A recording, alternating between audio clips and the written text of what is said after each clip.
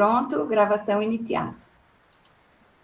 Bom dia a todos, sejam todos muito bem-vindos a este mini curso sobre teoria linguística, diálogos teóricos, práticos. Eu vou estar lendo o currículo do professor Dr. Otávio Goes de Andrade. Professor e todos, sejam todos muito bem-vindos.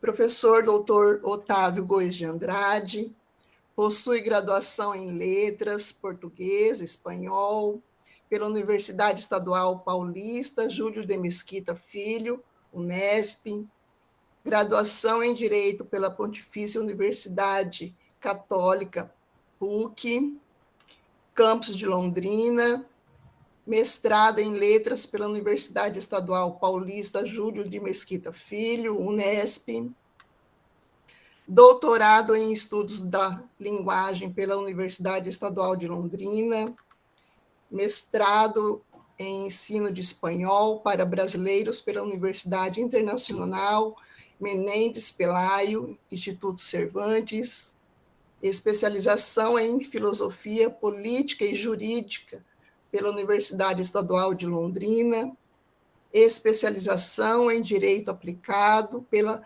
Escola da Magistratura do Paraná, é professor do Departamento de Letras Estrangeiras Modernas da Universidade Estadual de Londrina desde 1997, tem experiência na área de letras, com ênfase em língua espanhola. Atualmente, seus estudos e orientações em nível de graduação e de pós-graduação lato sensu estão centrados na pesquisa sobre o léxico na interlíngua de aprendizes de línguas não maternas, amparados teoricamente pela linguística contrastiva e suas interfaces. No programa de pós-graduação em estudos da linguagem, se interessa pelo estudo da interlíngua de aprendizes de línguas em seus diferentes níveis e, em especial, deseja orientar propostas de pesquisas ancoradas nos pressupostos teóricos metodológicos da linguística contrastiva e da lexicografia de forma conjugada, sempre que concebidas e amparadas por uma perspectiva ética. Professor Otávio, seja muito bem-vindo e está com o senhor a palavra. Bom, então, muito bom dia a todos e todas. Eu gostaria de começar esse momento, esse nosso encontro, com a expressão da minha gratidão pela minha colega, a professora Juliana, com quem eu trabalho já há muitos anos. E a Juliana, ela sempre se demonstrou uma colega muito cuidadosa, muito querida, além de uma profissional extremamente dedicada aos estudos dela e aos alunos que ela ensina e orienta. Então, assim, eu tenho uma admiração e um afeto pela professora Juliana, e isso é importante que eu deixe expresso aqui, né? Porque nesse momento que a gente vive das universidades, né, os ambientes cada vez mais deteriorados por uma série de circunstâncias, né, ter pessoas com bons sentimentos é quase que uma raridade. Então, eu queria externar aqui a minha gratidão pela indicação e por todo o carinho que a Juliana expressa por mim há tanto tempo. Também quero deixar expresso aqui o meu agradecimento à professora Leandra por ter confiado na Juliana e ter me chamado, né? E isso é uma oportunidade bastante importante para mim. Nesse momento eu estou de licença da universidade, né? Estou desfrutando de uma licença prêmio, mas em virtude aí desses liames, né, de indicação, eu achei bastante inspirador participar desse momento hoje, mesmo estando de licença, né? E aí eu já vou treinando a minha volta, que será em breve, se Deus quiser, né? E também quero expressar o meu agradecimento a vocês que estão aqui para me ouvir, né? Pessoas da graduação, da pós-graduação, da disciplina, de fora, do direito, das letras. Então, no momento em que todo mundo só quer falar, porque hoje todo mundo fala, né? Todo mundo fala, todo mundo fala, todo mundo tem um canal, todo mundo tem um blog, todo mundo tem o que dizer, mas quase ninguém quer ouvir, né? Então, eu agradeço vocês por quererem me ouvir nessa manhã. Não sei como que está o tempo aí, aqui está um pouco nublado, já caiu uma chuvinha, um calor, né? Imagino que aí seja mais quente, né? Mas todos nós aqui juntos hoje vamos tentar fazer algo juntos. Então, obrigado por me ouvirem. Qual que é a minha incumbência aqui? Hoje eu quero falar sobre a lexicografia e a linguística contrastiva, que são as duas áreas com as quais eu lido há muito tempo, como vocês puderam ver na descrição da Rosilda. E como professor e como convidado de uma disciplina, eu não farei uma conferência, não farei uma palestra, eu darei uma aula.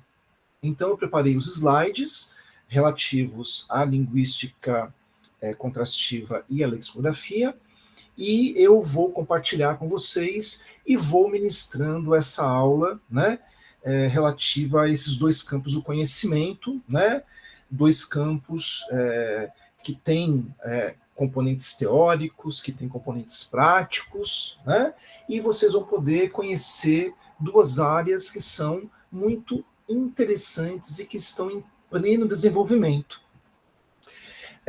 Caso queiram me interpelar ao longo desta aula, podem me interpelar, perguntar, né? Sintam-se à vontade para interagir comigo.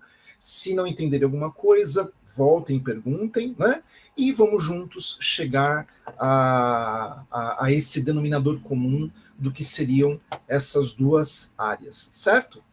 Eu vou projetar aqui o primeiro grupo de slides. Vamos lá. Janela. Aqui. Vamos lá. Aqui. Compartilhar. Apresentação. Documentos. Vocês conseguem ver aí? Sim, professor. Sim. Uhum. Bom, eu tem alguma maneira da gente de eu visualizá-los? Não, né? Acho que não, né? Eu acho que não. Pode colocar no formato apresentação. Né?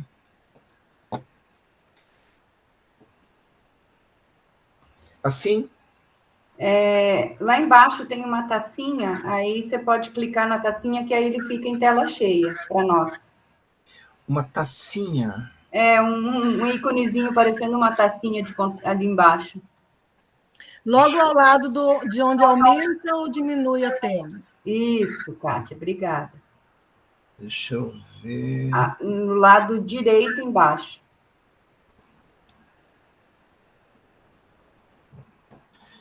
Você diz do aplicativo? Do aplicativo, ali embaixo. Não está escrito 73%. Ou F5, isso mesmo, a Natália. F5 também vai. Saiu. Não deu certo. Oi, professora Leandra, deixa eu intervir rapidinho. Sim. Fica mais fácil, primeiro a pessoa, o palestrante, apertar o F5 e quando pedir para apresentar pelo Meet, aí vai pedir a janela do programa ou a janela da apresentação. Ah, tá. Aí quando ele voltar, você explica isso para ele. Voltou. Só está sem áudio, professor. Mas ele vai escolher a janela da apresentação ou a outra janela que você falou? Não, ele escolhe a janela da apresentação. Por isso que é melhor primeiro apertar o F5 para depois projetar no Meet. Eu pede para ele F5, tentar, assim que eu faço. Sérgio, eu apertei o F5 e aí eu saí da reunião. Não, então, de repente, o seu computador, os apps, eles são diferentes. É Então, verdade. primeiro vai em Então, apresentação de slide, no PowerPoint, normal. Aí depois o senhor pede para apresentar. Aí vai pedir a janela, né? Janela, ícone. Aí a janela vai ter... Qual janela o senhor quer que apresente? Aí vai ser tela de apresentação. uhum. Porque o PowerPoint, ele abre um outro... Isso. Isso. Uhum. Aí do lado do relógio, lá embaixo à sua direita, embaixo, vai ter a tacinha que a professora Leandra mencionou. Aí o senhor vai clicar e para o senhor vai aparecer a tela de apresentação. Uma tacinha. Isso, essa mesmo. Ah, tá, certo. Aí para o senhor apresentou, mas para nós não. Aí quando o senhor, agora no Meet, o senhor vai no Meet e pede para apresentação de slides. Ao invés de o senhor escolher a janela PowerPoint, o senhor escolhe a janela apresentação.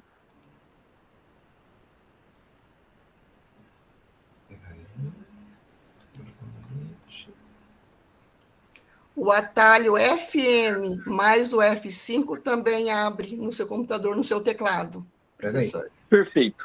Parar, aqui está, parar a apresentação, ignorar... Parar a apresentação. E agora? No seu computador, tem a tela, a apresentação do PowerPoint? Sim. Tá com ele, né? Porque tem o programa de edição de tela, né, do PowerPoint, e depois, se eu apertar esse FNF5 que a Rosinilde falou, aparece a apresentação. Já está com uma apresentação na sua tela.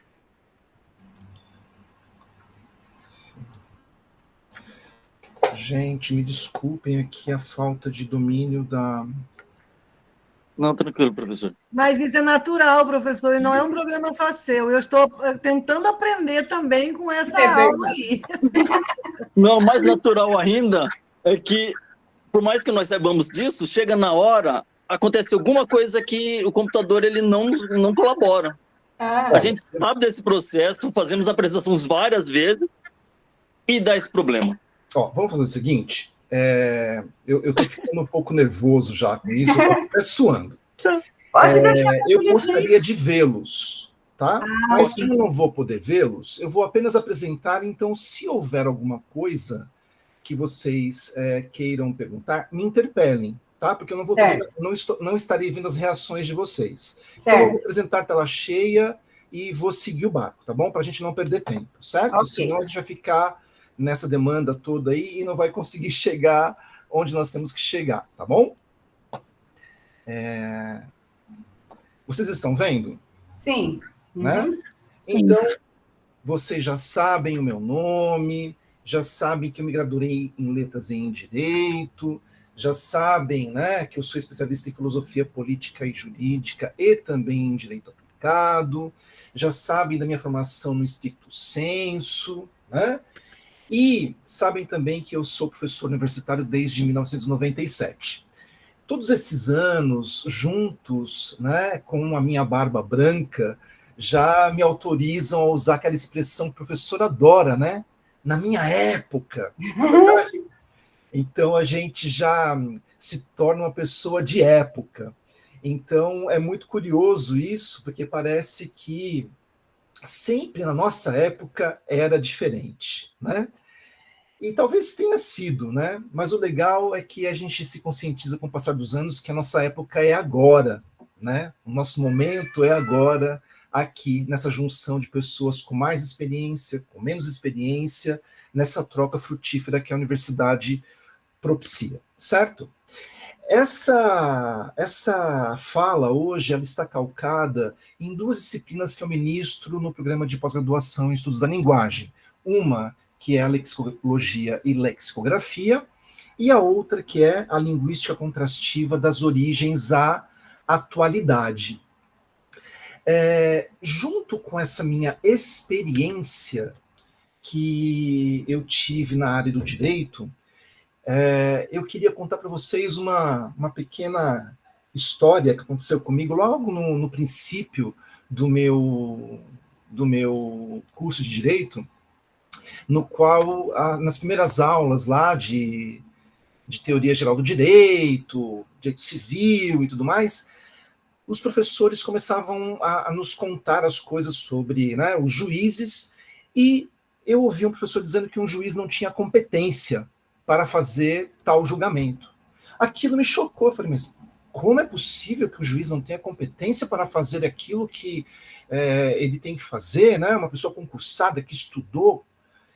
E aí eu fiquei com aquilo na minha cabeça. E demorou um tempo para eu entender que a palavra, ou melhor, o termo competência, na área do direito, quando se diz da competência de um juiz para atuar, não significa que ele não tenha competência técnica, conhecimento, né?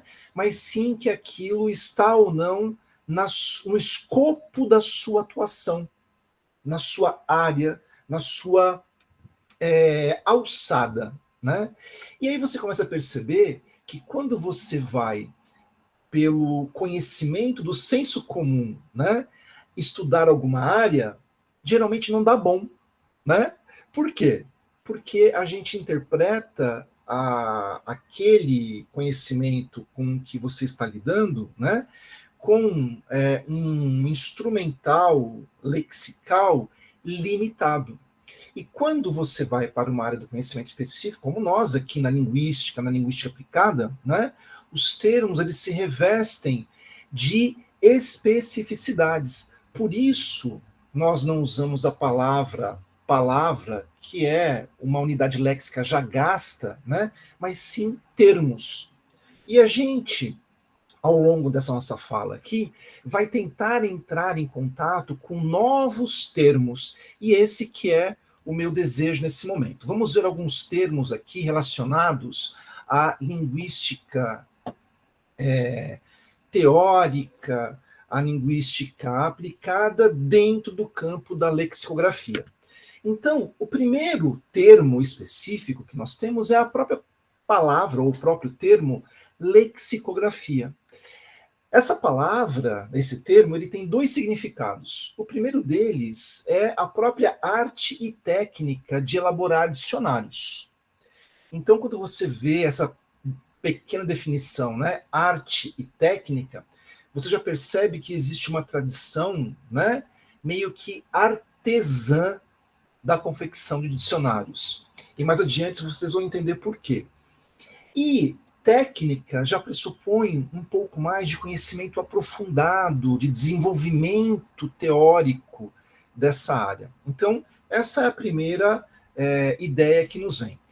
A segunda ideia que nos vem desse termo seria o próprio conjunto de dicionários produzidos em um país. Então, a lexicografia do Brasil, a lexicografia da Espanha, ou relacionados a uma língua ou a uma área. Então, nós temos dicionários do alemão, do francês, ou de uma área, dicionários da filosofia, né? Ou até mesmo dos grupos de dicionários de um determinado tipo. Então, nós temos os dicionários infantis, nós temos os mini dicionários, nós temos os dicionários de língua padrão, nós temos os dicionários enciclopédicos, ou os bilíngues, entre outros. Então, a própria palavra lexicografia, ela é uma palavra que abarca vários sentidos. Na sequência, uma outra palavra com a qual vocês vão lidar muito nessa área é a palavra léxico, a unidade léxica, léxico, né? De modo geral, o léxico ele é definido como o conjunto de palavras de uma língua, ou seja, todas as palavras que compõem uma língua, né, é o léxico. Então nós temos o léxico do português, o léxico do espanhol e o léxico de qualquer outra língua, tá? E lembrem-se, nós sempre estamos falando aqui de línguas orais auditivas, tá? E as línguas espaciais visuais, como a Libras, também tem o seu lugar na lexicografia, certo? Mas esse é um outro assunto que a gente pode falar posteriormente. Na sequência, nós temos a unidade léxica vocabulário. E é interessante que quando você pensa em léxico, em vocabulário, muitas vezes as pessoas utilizam esses dois termos de maneira igual, né? Mas, na verdade, é como se fosse o léxico, o todo, e o vocabulário seria a parte. Então, o vocabulário é um subconjunto do léxico, né? Então, a gente poderia dizer que existe um vocabulário de uma região, nós podemos dizer que existe um vocabulário de uma época, nós podemos dizer que existe um vocabulário de uma profissão, de uma pessoa, de um discurso. Então, para nós, vale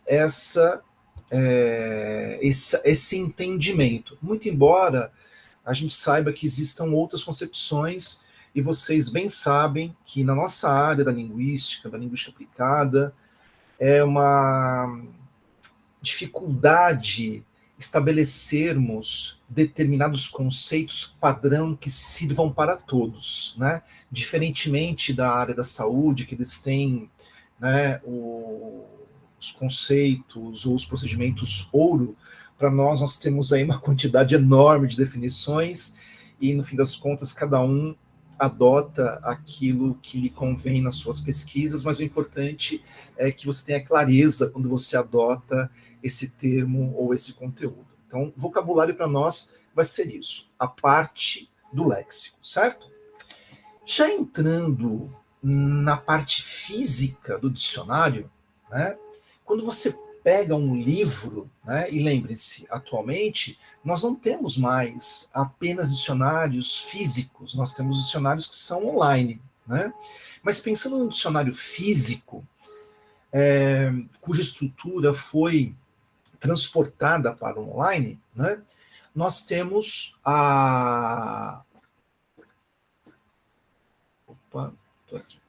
Nós temos algumas partes que são importantes. Então, vejam bem, nós temos 3 partes da macroestrutura. A primeira delas são as páginas iniciais. Então, nessas páginas iniciais, vocês vão encontrar lá apresentação, prólogo, introdução, instruções de uso, listas, né, e abreviaturas.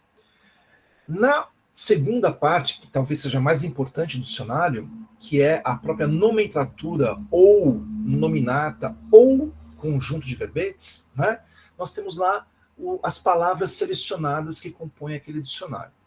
E, por fim, nós temos as páginas finais do dicionário, mapas, entre outros elementos. Então, vocês vão perceber que, a depender do dicionário que você consulte, você vai ter todas essas coisas, todos esses elementos, e outros que não vão ter nenhum desses elementos, apenas o corpo, né, a sua nomenclatura, o seu conjunto de verbetes. Então, é interessante quando você observa um dicionário escolar, né, geralmente o dicionário escolar ele traz ali ao final mapa mundi, tabela periódica. Então, essas características da macroestrutura de um dicionário vão depender, muitas vezes, do público ao qual se destina, né?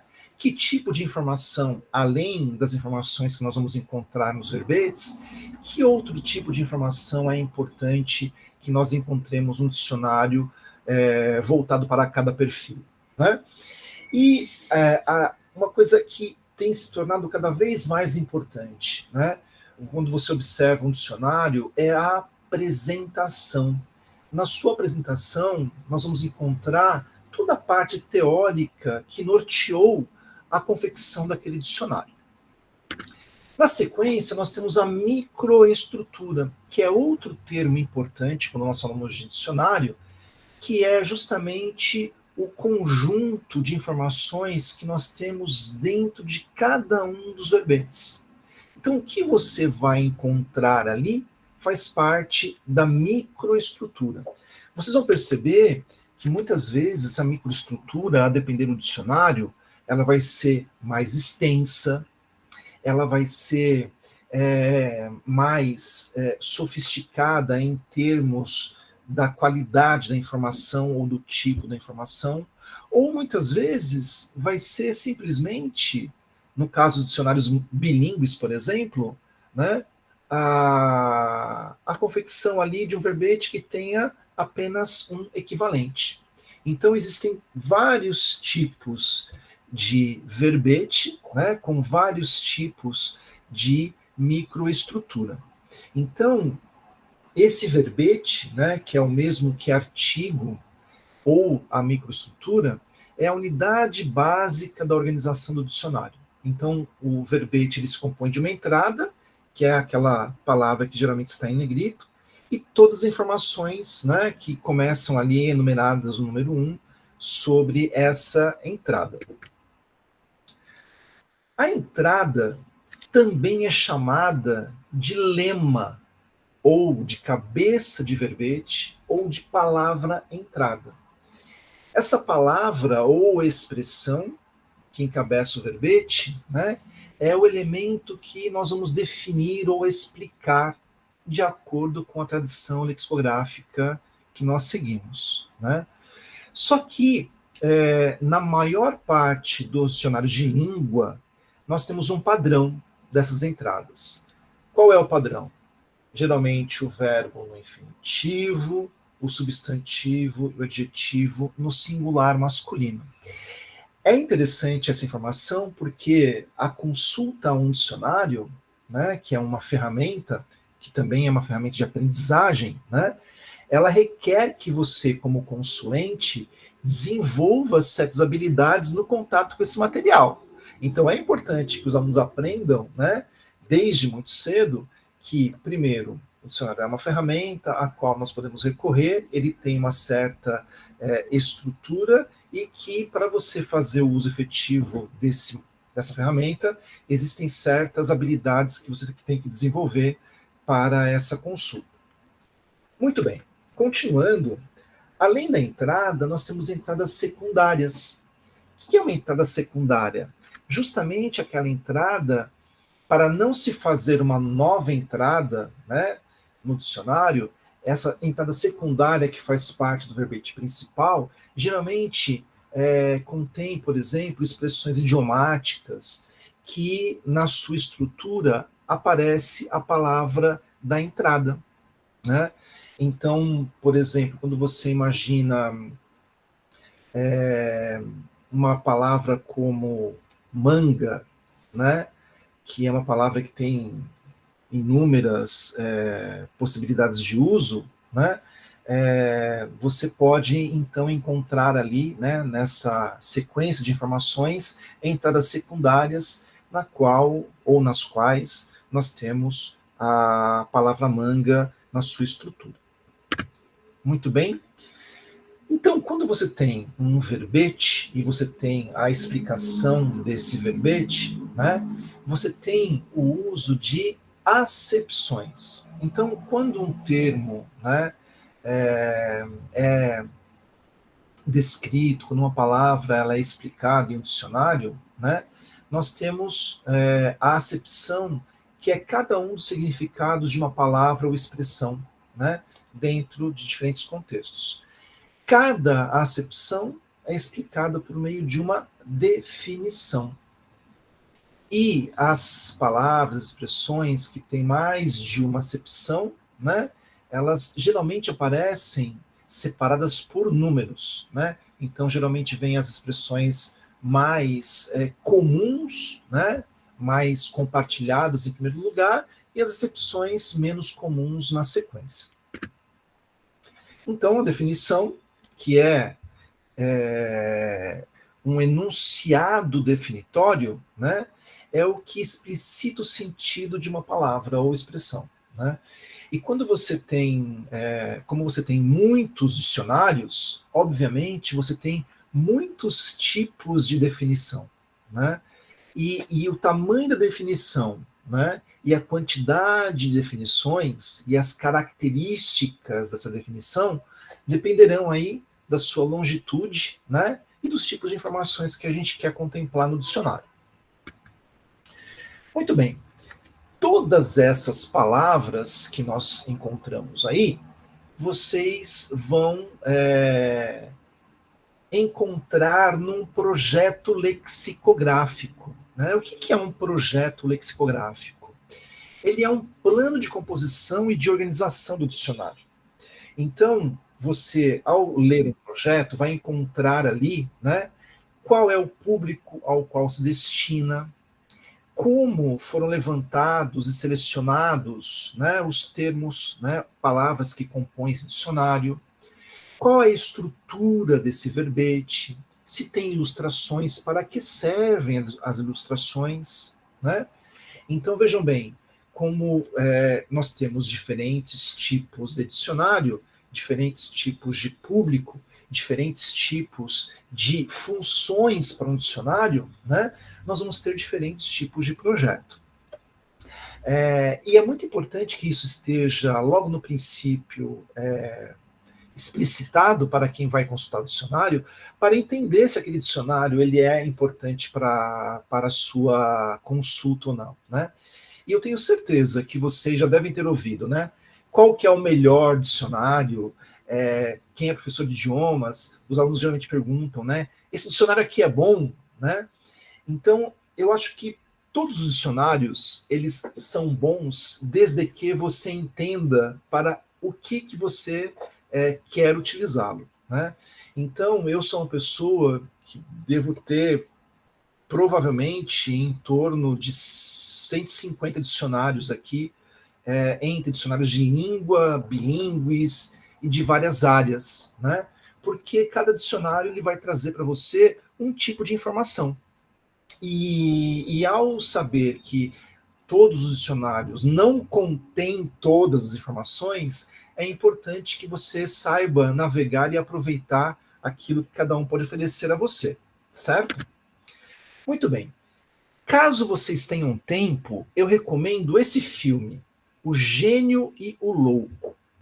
Esse filme, ele trata da criação do dicionário Oxford, baseado numa história real, né? E aí vocês vão ver como começou uma tradição lexicográfica e como se fazia dicionário em uma determinada época, que não faz tanto tempo assim, né? Mas que mudou muito. Então, se vocês me permitirem, eu vou passar o trailer para vocês. Tudo bem? Posso? Vamos lá.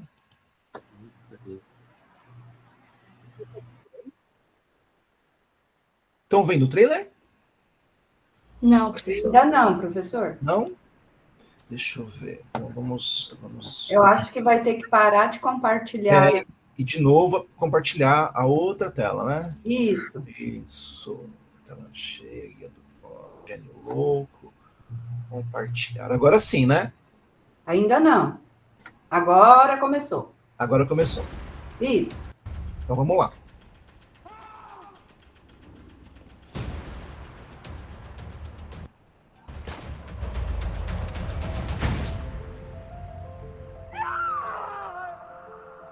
Inmate number 742, assigned to block 2. We have been attempting to make this dictionary for the last 20 years, and I submit that the extraordinary, the unconventional, Mr. Murray, is the solution and our salvation. The task is gigantic. And impossible. There is a way. We'll ask them to read in search of the words that we want and get them to write the word on a slip of paper.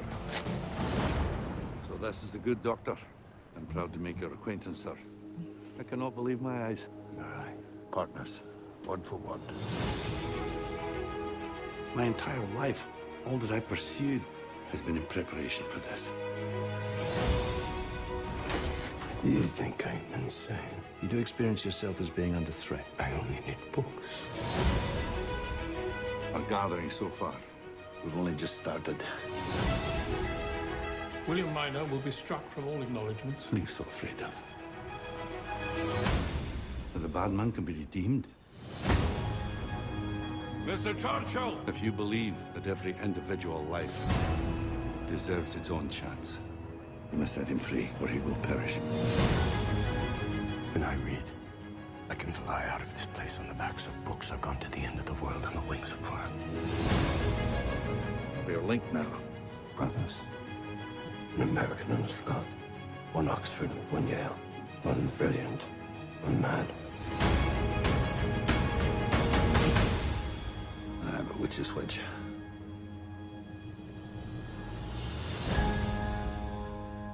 Mr. Murray, we are watching with a concerned eye.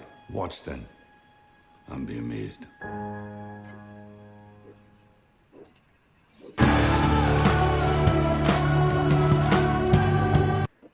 bem.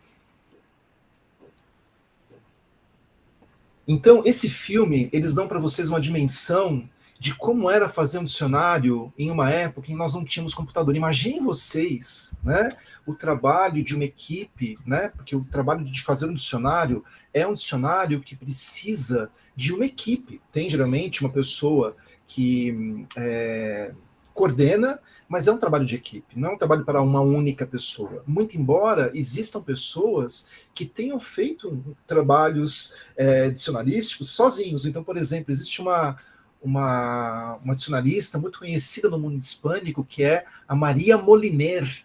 Imaginem a Maria Moliner, uma senhora casada com filhos, e ela fez um dos dicionários mais conhecidos do mundo hispânico, né?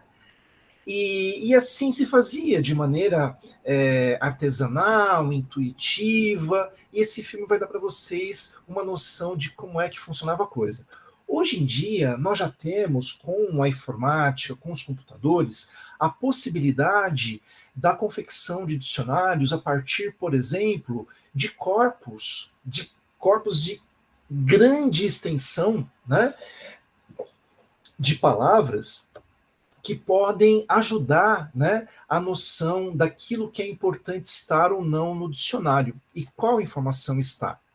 E com o advento desse Big Data, então, por exemplo, quando você tem um dicionário como o da Real Academia, né, que é o que eu mais conheço, né, que é da área do espanhol, que é um dicionário grande, de língua, aberto, né, que tipos de informações que você busca no dicionário?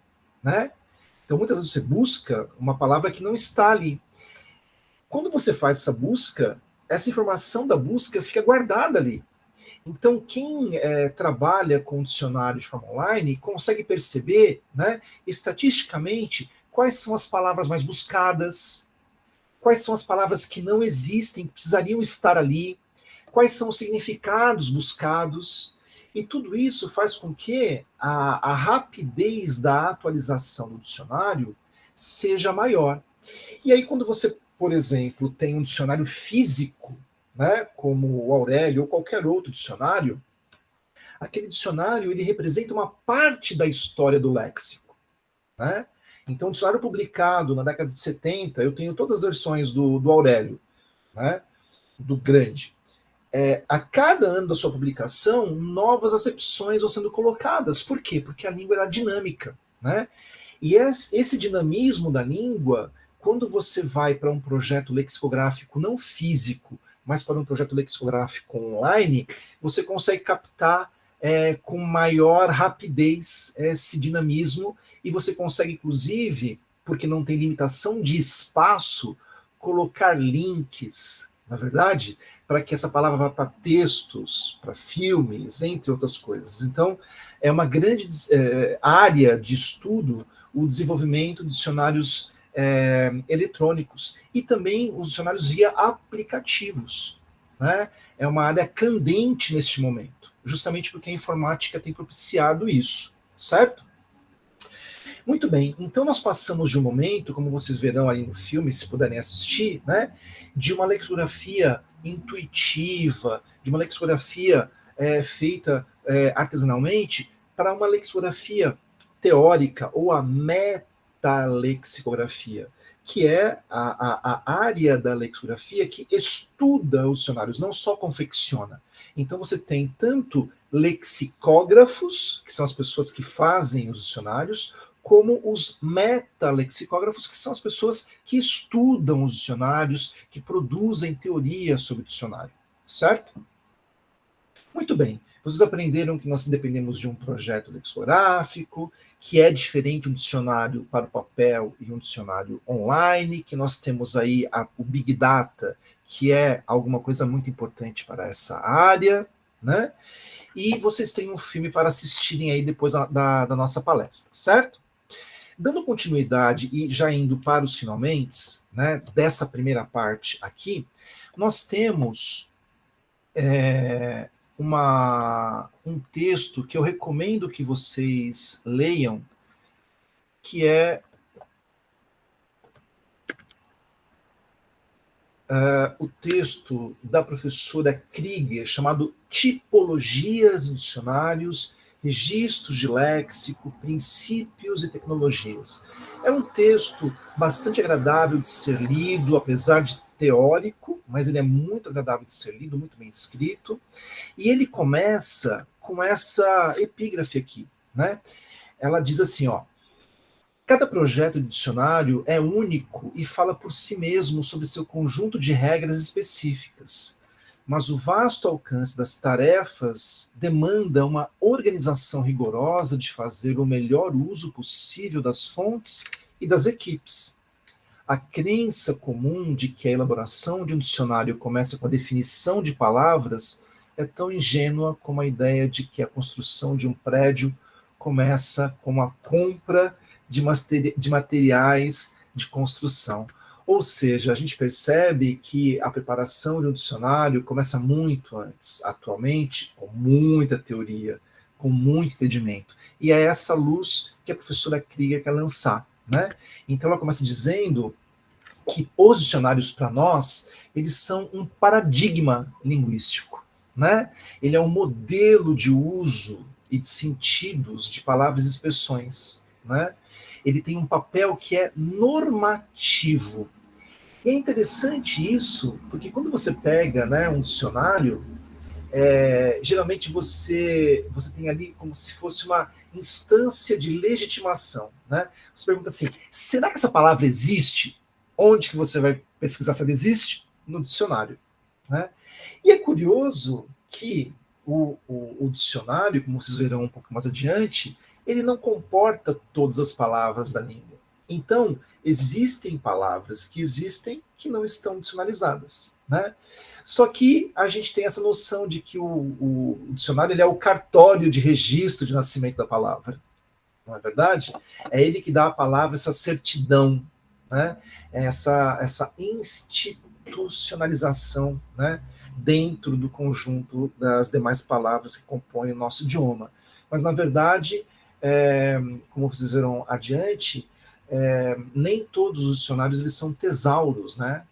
E mesmo que seja um tesouro, o que é um tesouro? São aqueles dicionários exaustivos que procuram registrar todas as palavras do idioma de todos os momentos e épocas, né? E essa é uma tarefa bastante inglória, porque é infinita, verdade? Geralmente, os dicionários são bem limitados, mesmo os grandes dicionários de língua. Muito bem. Então, os dicionários, eles não são apenas uma listagem, né? E outro ponto interessante que a professora Krieger coloca aqui, que o dicionário, assim como um texto, ele tem suas próprias regras. E a gente já foi vendo algumas aí ao longo da minha fala, né? Então, essa dicionarização do léxico, né? Ela resulta da aplicação de um paradigma teórico baseado na linguística. Então, aquilo que vocês estão estudando aqui com a professora Leandra, de alguma maneira incide na confecção de dicionários, né? Nesse sentido, a lexicografia ela exige, ao mesmo tempo, um saber teórico, né, que são todos esses conceitos pelos quais nós estamos passeando aqui, né? Nós precisamos de teoria, e geralmente uma teoria semântica, sobre aqueles termos que nós estamos utilizando ali, né? E dessa forma, a lexicografia, ela é uma área que depende da lexicologia, que é uma área que estuda justamente as palavras, né? E da mesma maneira, a lexicografia, ela é uma área que também está ligada aos estudos sociolinguísticos, discursivos, né? E também de outras áreas da linguística, como eu mencionei para vocês, da linguística de corpos, que atualmente tem ajudado a operacionalizar, né, esses novos dicionários que estão surgindo. Então, vejam bem, quando nós temos uma teoria lexicográfica, né, nós temos uma lexicografia teórica ou uma metalexicografia. Já não é mais uma lexicografia que deriva apenas da intuição do lexicógrafo como um artesão, né? Mas sim um lexicógrafo com formação teórica para tal.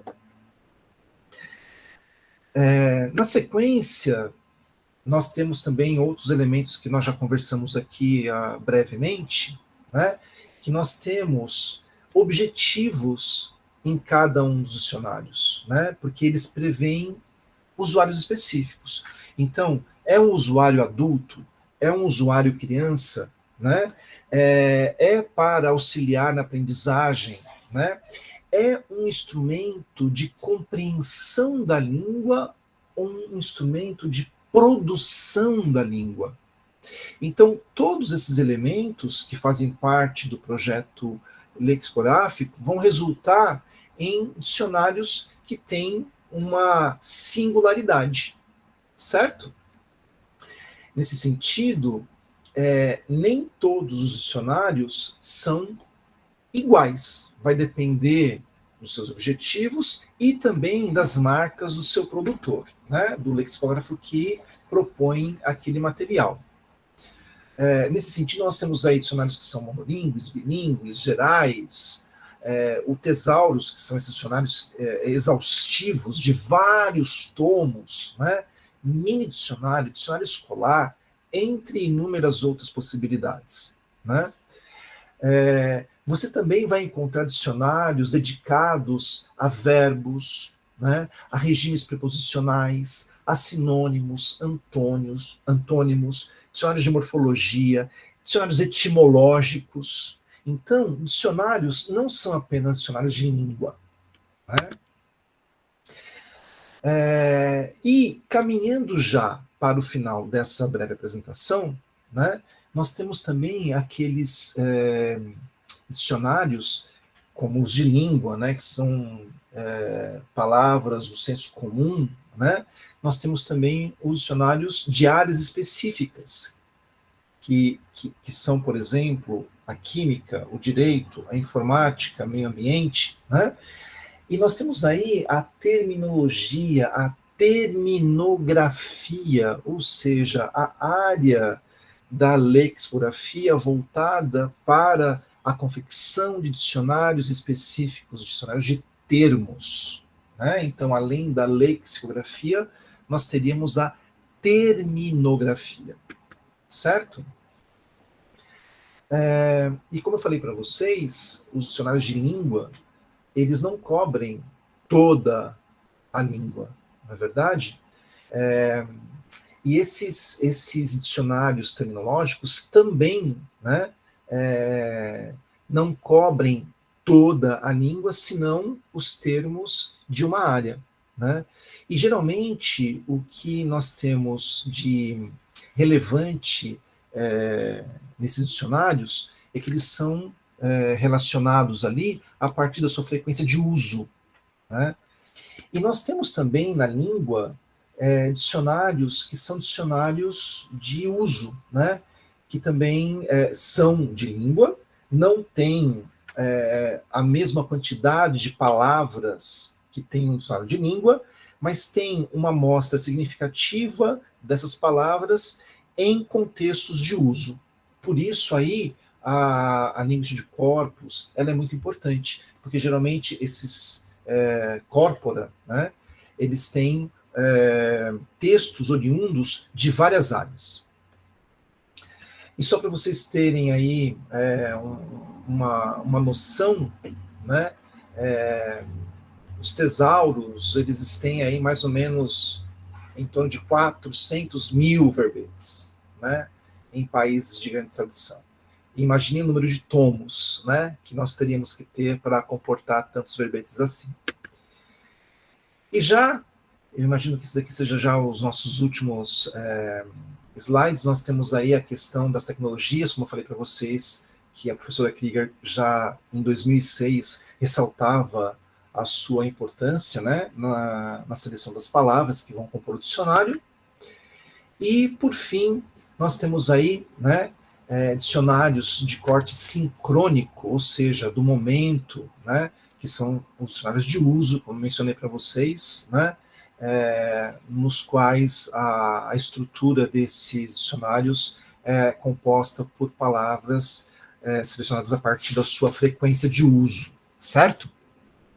Então, como a gente viu, os dicionários, eles são facilitados hoje em dia pela informática, né?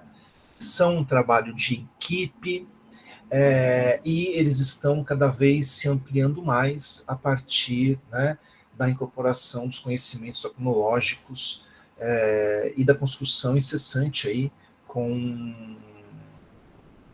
de materiais, né, oriundos da linguística de corpos, certo? E, por fim, os dicionários, eles têm estruturas, metodologias distintas e, mais que isso, finalidades distintas. Portanto, quando perguntarem para vocês aí, né, que dicionário que eu uso, que eu compro, né, você vai ter que fazer a pergunta, né, para que você quer o dicionário, se você vai produzir na língua, se você vai compreender a língua, se é um dicionário para uma área específica, se é um dicionário geral, né? Enfim, você já tem aí uma noção de que a área da lexicografia, ela pressupõe uma série de outros conhecimentos que são de cunho linguístico necessários para o seu uso, certo? Sobre esse primeiro conteúdo, vocês têm alguma observação, alguma pergunta? Pode falar, professora Leandra. Eu tenho, professor. Não sei se deve estar dentro aí do assunto. Nos livros, né, é comum, e inclusive há uma cobrança na avaliação de qualis dos livros, hoje em dia, pela CAPES, a questão da presença do índice remissivo. Tem a ver com isso que o senhor está falando? O senhor poderia explicar um pouquinho melhor sobre a importância do índice remissivo em obras, alguma coisa nesse sentido? Olha, na perspectiva da lexicografia, o que geralmente aparece ali no final das obras, além do índice remissivo, que é uma maneira de você fazer com que você chegue à informação, porque esse é um instrumento, né, de acesso à informação. Vocês percebem que os textos, cada vez hoje em dia, né, o acesso a bibliotecas virtuais, quando você coloca palavras-chave no seu texto, na sua dissertação, na sua tese, né, tudo isso faz com que você chegue, né, à informação de maneira mais rápida. Então, sem dúvida, o índice remissivo, ele é um instrumento, né, de acesso à informação que não está diretamente relacionado com a lexicografia. O que estaria relacionado à lexicografia seriam os glossários que aparecem ao final dos textos ou dos livros, né? Porque os glossários, sim, eles são uma maneira não, é um produto lexicográfico, né? E o que é geralmente um glossário? São aquelas palavras, aqueles termos mais importantes vinculados ali dentro daquele texto ou daquele livro, com uma breve explicação, a depender do tipo de informação necessária ou dificuldade do texto, vai ser mais ou menos complexa, né? Então, eu diria que o índice remissivo, ele estaria mais relacionado, né, a essa estrutura que vai sendo criada dentro, né, da produção de texto para facilitar o acesso à informação, e o que teria mais característica de produto lexicográfico seriam os glossários que também vêm ao final das obras. Entendi. Obrigada, professor. Podemos continuar? Muito bem. Então, assim, comprem dicionários ou peguem dicionários e comecem a ler as suas apresentações. Vocês vão ver que universo, né? E eu particularmente adoro os dicionários infantis. Na minha época, né, de criança, não existia a sofisticação que existe hoje. Então, por exemplo, quando você vai observar um Aurelinho, né, ou o dicionário da professora Biederman, né, as apresentações, por exemplo, eu me lembro que eu vi o dicionário da professora Biderman, que é para criança, que a apresentação era em forma de poesia, né? Então, os dicionários infantis, eles são extremamente agradáveis de serem lidos, né? E isso ajuda muito no gosto das pessoas, né? Desde cedo, por entender melhor as palavras, né? E por ser um admirador aí de um vocabulário mais extenso. Eu quero compartilhar com vocês, só para a gente finalizar essa parte aqui, né? Vejam como a quantidade de dicionários que podem existir. Estão vendo aí? Está abrindo. Conseguiram ver? Sim, abriu. Vejam, olha só a quantidade de dicionários. Essa foi uma compilação feita pela minha colega professora Adja, tá? Vejam, dicionário do café, dicionário de peixes, dicionário de música, geografia, dicionário de sonhos, tem de nomes, de gírias, de termos médicos, dicionário do palavrão, do futebol, do surf, do samba, dicionário da Xuxa, dicionário, enfim. Olhem só a quantidade de dicionários que nós temos no mercado. E interessante que nem sempre aquilo que é determinado como dicionário na capa, quando você abre, vai ser realmente o dicionário. Né? Porque, como a gente viu, dicionário tem certas características. E muitos desses aí não têm essas características e, portanto, não são dicionários, né, estricto sensu. Um outro elemento que eu queria compartilhar com vocês é as famílias de dicionários que podem existir. Então, vejam bem, aqui nós temos, por exemplo, deixa eu ver aqui, de novo, esse daqui. Conseguem ver aí? Sim? Sim ou não? Sim. Agora sim. Sim. Então, vejam bem, a família de dicionários Aurélio é gigantesca. Então, além do dicionário que a gente conhece, né, o grande Aurélio, nós temos o Aurélio com Turma da Mônica, o Aurelinho, o Aurélio Ilustrado, o Aurélio Júnior, o Mini Aurélio, o próprio dicionário Aurélio, e cada um deles tem características relacionadas à quantidade de verbetes, tamanho da fonte, porque, inclusive, o tamanho da fonte tem a ver com o seu consulente, né? Que tipo de informação que tem, que tipo de desenho que tem, não é? E, além desse, nós temos também, por exemplo, a família OAIS, né? Nós temos o dicionário OAIS, né? Mas nós temos o pequeno dicionário, o ilustrado, né? Além disso, o dicionário de sinônimos e antônimos e o próprio dicionário em formato CD-ROM e aqueles que são disponibilizados em conjunto com outras obras, ortografia, gramática, enfim. Como vocês podem ver, o uso de dicionários, ele é importante para nós, falantes da língua, para ampliarmos o nosso léxico, mas também como estudantes. E, por exemplo, para vocês que estudam teoria linguística, os dicionários de termos da linguística, eles são importantíssimos para nós. Por quê? Muitas vezes, como eu falei para vocês sobre a competência, né, que eu via saber depois que eu comecei a estudar melhor o direito, que era uma outra coisa. Então, para nós também, certos termos linguísticos, ele tem a sua explicação adequada nos dicionários de linguística, né? E eles são importantíssimos para a nossa formação e para a nossa atuação, inclusive. Certo? Bom, pode falar, professora. Professor, só para compartilhar uma experiência que eu tenho feito e que eu tenho achado assim, os resultados bem bacanas. Eu trabalho no curso de pedagogia, a disciplina Metodologia do Ensino de Língua Portuguesa em anos iniciais. É uma das poucas disciplinas assim que trabalha diretamente com o ensino de língua portuguesa. E uma das atividades que eu proponho sempre no primeiro dia de aula, eu proponho a construção colaborativa de um glossário da disciplina. Então, vira e mexe, aparecem nos textos selecionados ou nas minhas falas, algumas palavras das quais os alunos desconhecem ou já ouviram falar, mas não sabem explicar, né, o significado, alguma coisa assim. E aí eles vão tomando nota. E a gente vai construindo, ao longo das 40 horas da disciplina, esse glossário.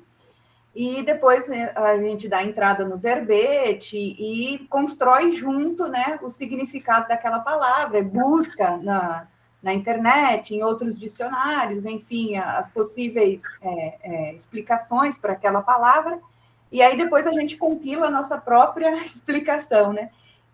Tem surtido, assim, um efeito bem interessante, porque os alunos acabam interagindo, né, trabalhando, aprendendo a trabalhar juntos, a respeitar a opinião do outro, e porque eu trabalho a questão dos gêneros textuais, aí eu digo, olha, então o glossário também se caracteriza um gênero textual, e aí aproveito para explicar, né, a questão da estrutura, das diferentes estruturas de cada gênero textual.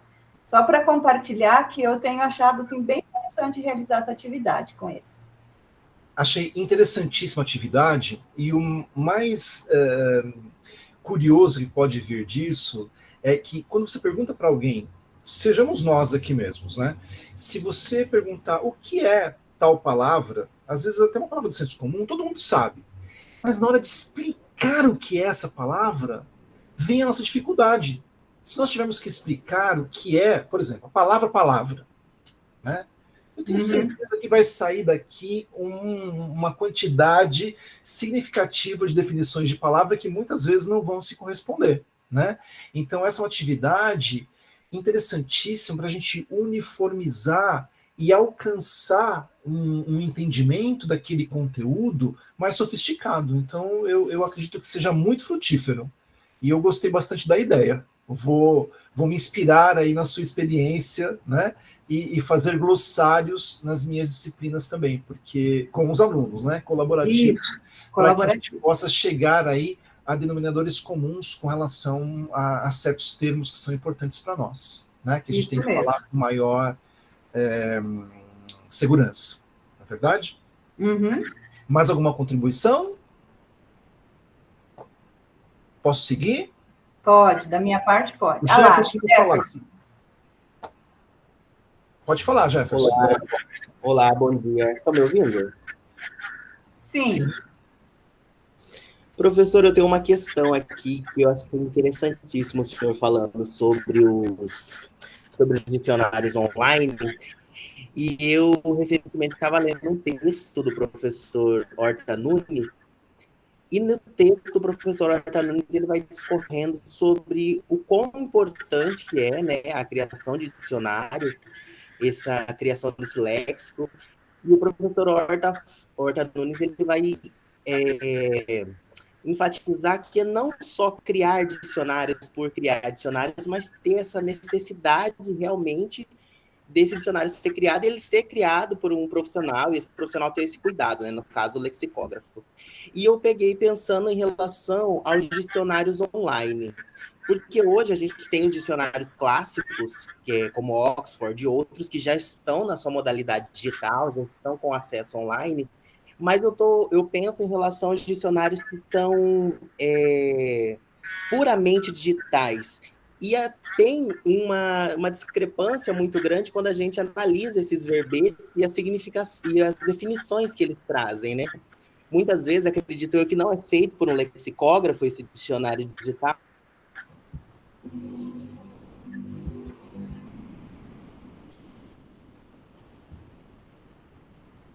Acho que terminei já. Jefferson. Eu ouvi até o momento que você falou que há uma discrepância e que muitas vezes as definições não são feitas por lexicógrafos, e aí eu parei de ouvir. Eu disse que muitas vezes essas definições não são feitas por lexicógrafos, né, e a gente vê essa discrepância, né? Muitas vezes o dicionário digital ele traz a definição desse verbete de forma mais rasa. E eu queria saber qual que é a sua visão sobre isso.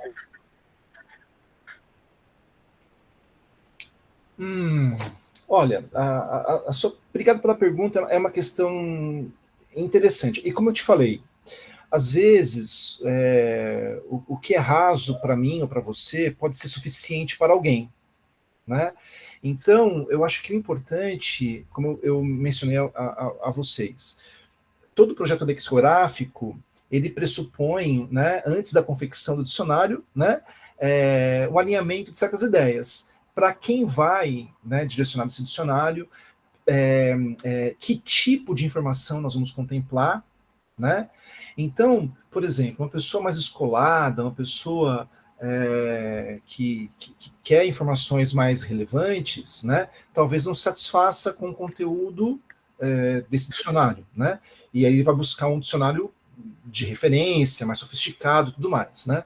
Mas pode ser que para uma pessoa que está buscando o entendimento, né, de um texto, né, de uma forma um pouco mais rápida, essa informação considerada rasa, assim, de momento, possa ser suficiente. Então, tudo isso depende de para quem vai o dicionário, e se o dicionário ele é para produção ou para compreensão. Então, vamos pensar num dicionário bilíngue, né? Geralmente, os dicionários bilíngues, eles são dicionários que trazem a palavra e uma ou duas equivalências.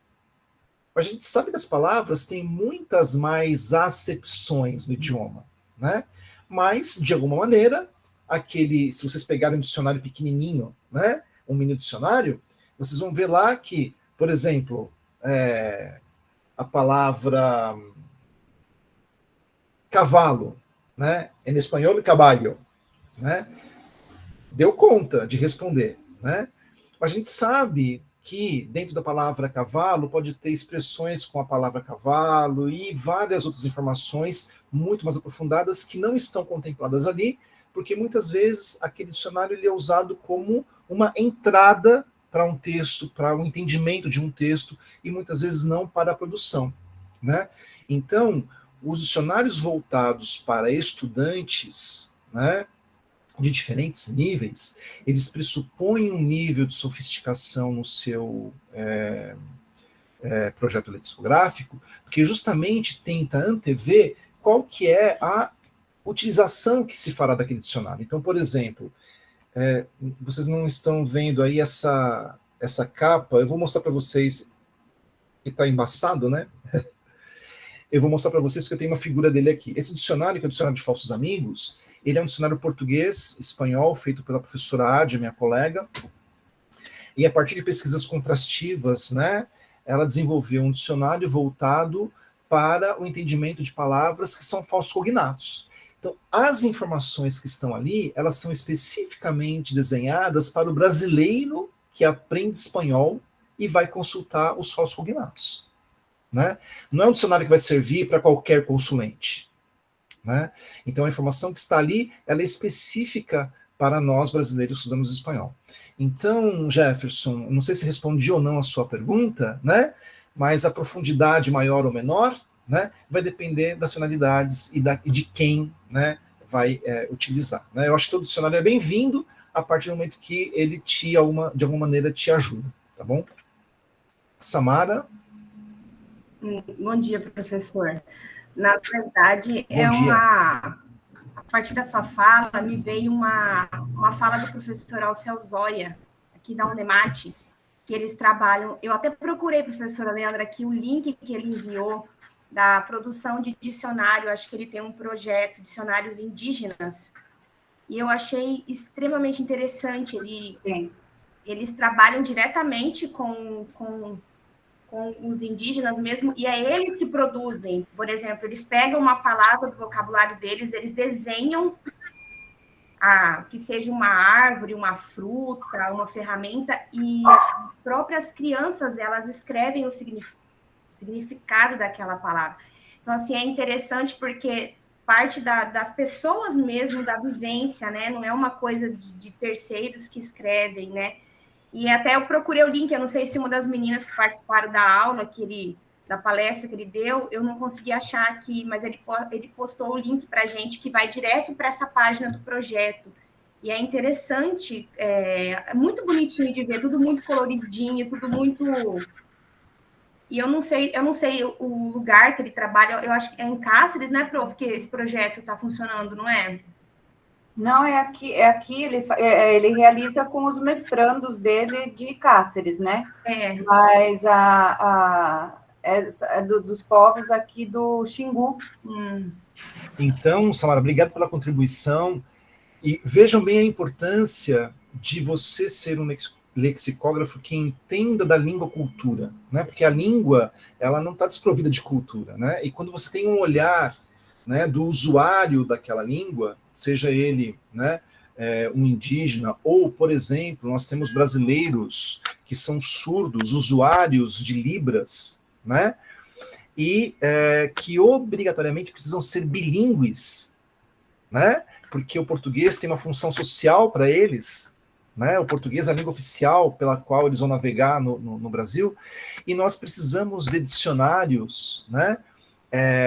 De língua, dicionários específicos de termos para esse público também.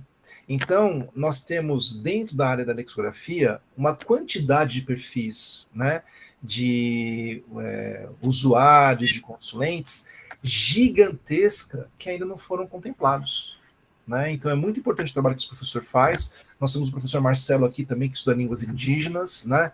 Eu tenho 3 orientandos que são professores intérpretes de Libras, que estão fazendo suas dissertações voltadas para esse universo dos termos, né? Tendo em vista a Libras.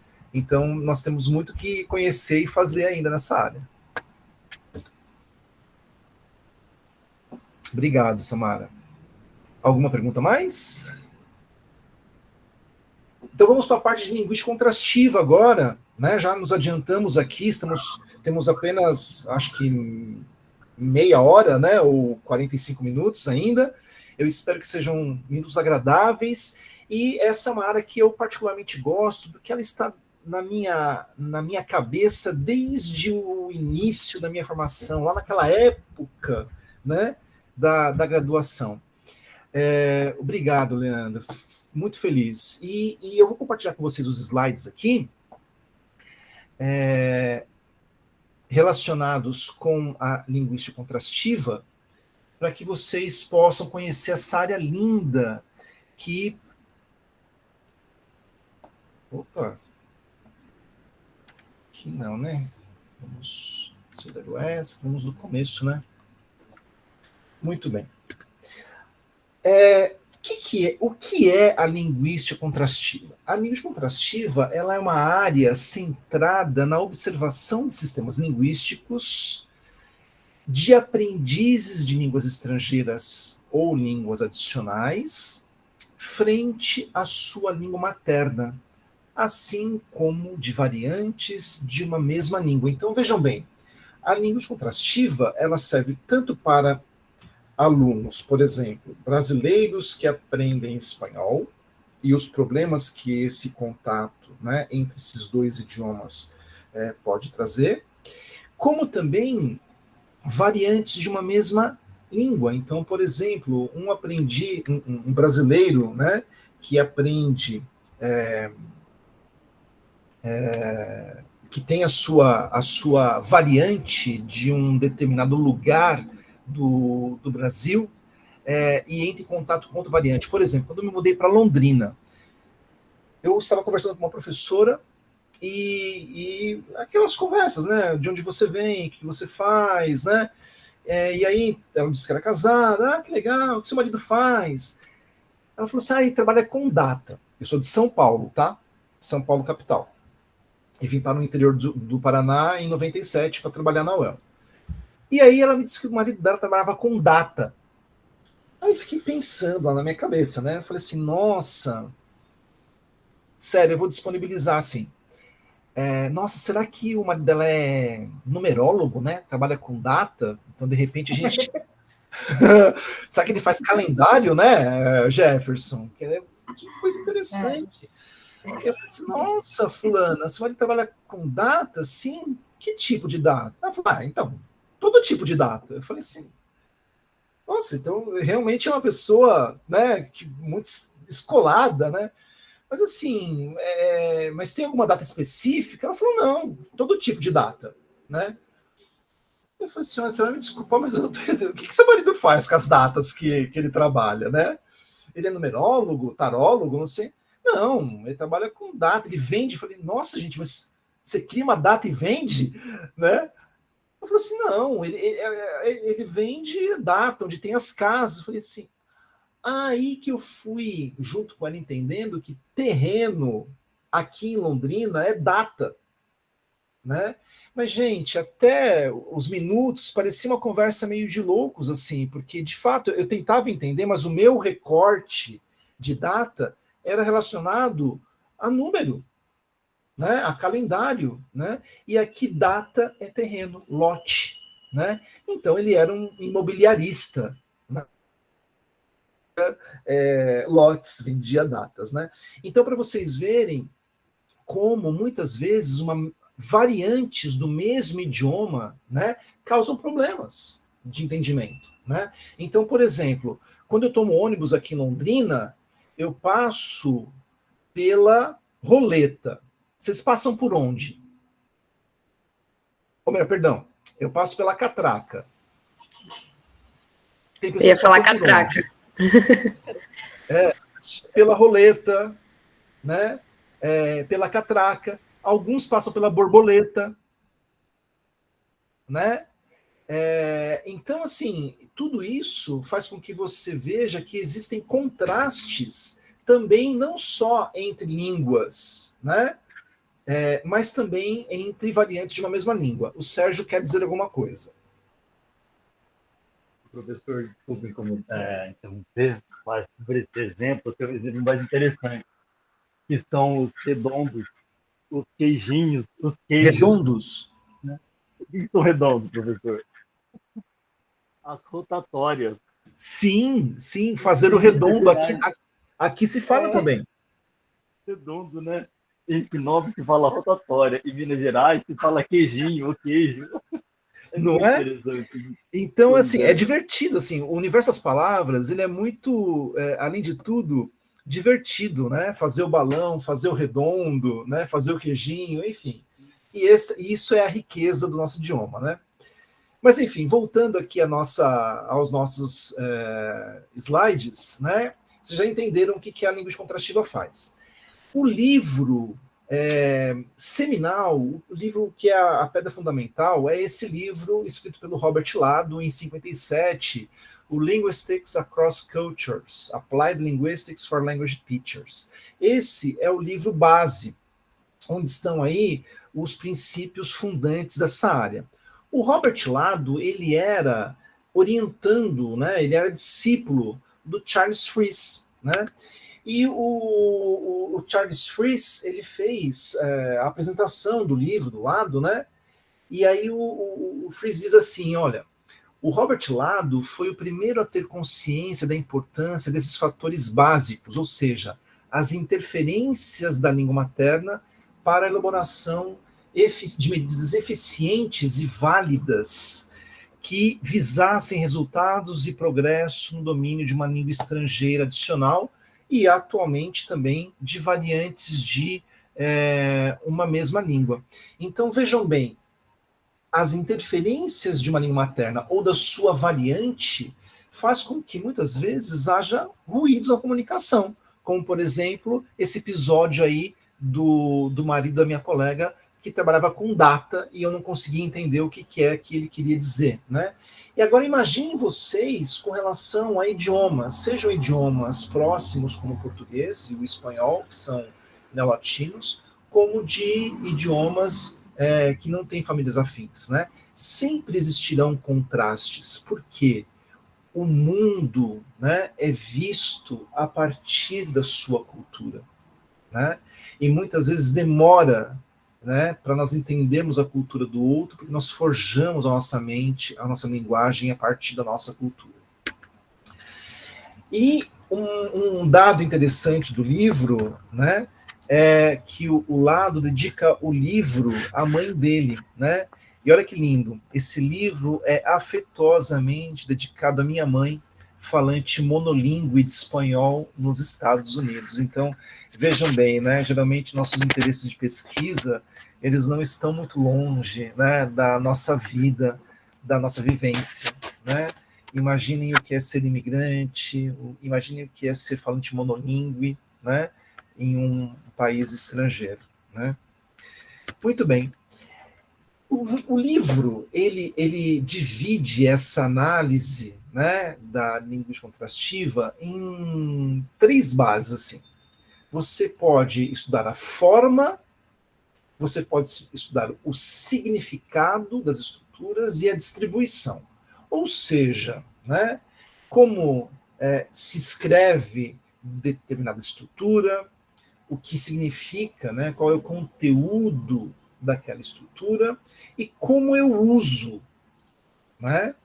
Então a gente poderia dizer que nós estamos na área da morfologia, que nós estamos na área da semântica e nós estamos na área da sintaxe, certo? Esses três caminhos, né, de estudos, né, eles estão dedicados a desvendar 6 eixos. O primeiro, que é o estudo, né, sobre o contraste entre línguas e culturas. Então, por exemplo, o que entrariam aqui? Os sinais, expressões próprias, né, de cada língua. O contraste dos sistemas de sons, né? Então, como que são os sons do português e no espanhol, no meu caso, por exemplo, né? O contraste de estruturas gramaticais, né, de 2 idiomas, o contraste de sistemas de vocabulário, o contraste de sistemas de escrita e o contraste de culturas. Esses 6 eixos, né, sempre têm como foco o estudo da interlíngua de aprendizes de línguas. Vocês com certeza já ouviram falar a palavra interlíngua. A interlíngua foi um termo proposto por Larry Sanger em 72, entre vários outros termos semelhantes, né? Por exemplo, dialeto idiosincrático, sistema aproximativo, né? O termo interlíngua foi aquele que preponderou, que ficou, que pegou, né? Então, interlíngua é esse construto linguístico que o aluno vai desenvolvendo ao longo do seu processo de aprendizagem, né? E além, né, desse ser um conteúdo relacionado à palavra interlíngua, ao termo interlíngua, também existem outros conceitos relacionados ao termo interlíngua, mas o que a gente usa é o termo vinculado a aprendizes de línguas.